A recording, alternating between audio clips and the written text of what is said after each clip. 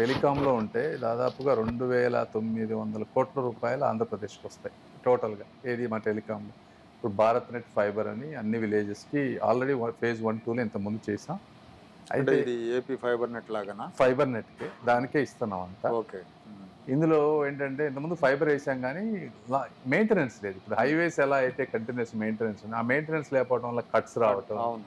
తర్వాత జగన్మోహన్ రెడ్డి గారు వీళ్ళున్నప్పుడు ఇదంతా మెయింటైన్ చేయకపోవడం. దానివల్ల 10,00,000 ఉండే కనెక్షన్‌లు 4,00,000కో, వచ్చేసి 5,00,000కో ఆ! వచ్చినాయి. అవును. ఎంటైర్ కంట్రీని దీన్ని ఒక 16 ప్యాకేజెస్‌గా చేసి ఒక్కొక్క స్టేట్‌కి హ్మ్. నెక్స్ట్ 10 ఇయర్స్ మెయింటెనెన్స్‌కి ఫండ్ ఉంది. హ్మ్. అదే విధంగా పాత కేబుల్స్ ఎక్కడైతే ఇంతకుముందు లీనియర్ స్ట్రక్చర్ అని ఉండేది. అంటే ఎక్కడైనా కట్ అయితే కిందయన్నీ పోతాయి. హ్మ్. హ్మ్. అలా కాకుండా ఎక్కడైతే లీనియర్ ఉందో దాన్నంతా రింగ్ షేప్‌కి తీసుకొస్తున్నాం హ్మ్. ఫైబర్. హ్మ్. అప్పుడేమైంది అక్కడ కట్ అయినా ఇటు నుంచి వెళ్తది. ఓకే. హ్మ్. రిడెండెన్సీ పెంచుతుంది. హ్మ్. హ్మ్. దానికోసం. అదేవిధంగా రూరల్‌లో ఈ సెటప్ బాక్స్‌లు, ఇంటర్నెట్ పెట్టుకోవాలంటే అప్‌ఫ్రంట్ కాస్ట్ చాలా ఎక్కువుంది. హ్మ్. దానికి పర్ కస్టమర్‌కి ఒక రూ. 10,000 సబ్సిడీ లాగా ఒకటి. హ్మ్.